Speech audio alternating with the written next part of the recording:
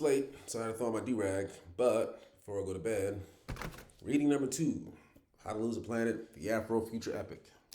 Still in chapter 1, Kato, the prison break. Dani's last letter said she and her unit were finally going to take care of some unfinished business. Specifying what she had meant would have made her eligible for a court-martial, but he gathered her meaning by way of his own military experience. Likely, her unit was moving into MuunWa territory to push enemy forces farther from Quest City borders, collect intelligence, and disable the MuunWa's long-range artillery capabilities. Or she may have been ordered to lead a team through a stretch of forest and desert where the setting of mines and guerrilla warfare had gone unchecked. But the true unfinished business was probably revenge against the MuunWa for shelling Quest City's poorer neighborhoods, sometimes called the Laydowns, where both he and Dani grew up.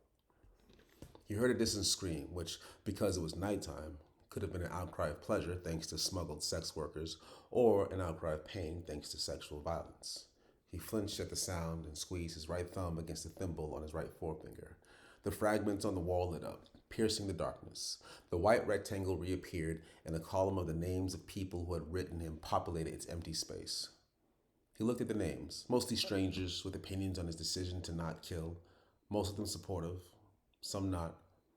He hoped Dani's letter wasn't the kind that began with, "We regret to inform you." He jerked his right forefinger upward like it was flipping a light switch. At the thimble's command, the black lettered name scrolled up the white rectangle. He jabbed the thimble at the scrolling list, and it stopped. He saw Dani's name, followed by a date which indicated that she had sent the letter months ago. He held the thimble and his thumb together and said, "Choose," which placed the screen's cursor in his virtual grip. He set the cursor on her name. Open.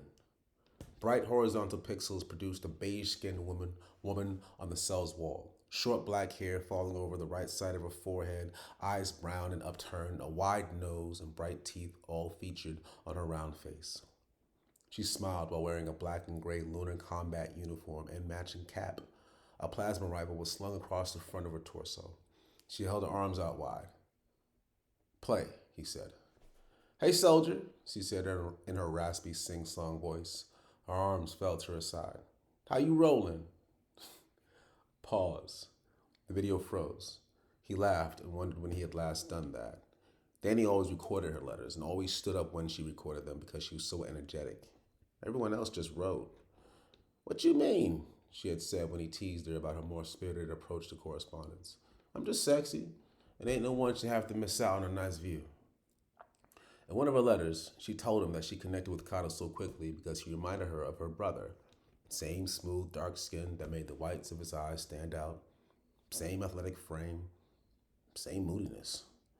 The smaller irony was that she reminded Kato of his brother. The same big, happy personality. The greater irony was that both their brothers were dead. He considered his response to her question. He wasn't sure how he was rolling, but he knew the question wasn't rhetorical. Dani hated small talk, and rollin' was a military term, a reference to the rollers used to fight the war. She was asking how he was rolling because she wanted him to know she respected him. She was also asking because she wanted to know how he was surviving. They had reached an understanding about their correspondence, promising each other they wouldn't lie. They had grown up in adjacent neighborhoods, knew people who'd been to prison and griped about guards reading their mail, and knew that if his letters were too controversial, she would never receive them. But he couldn't lie. Even if he couldn't send an honest response about his life in prison, he'd at least say the truth out loud. The walls would be his witnesses. "And somehow I'm going to know," she had said. "The universe got an excellent postal service. It'll get word to me.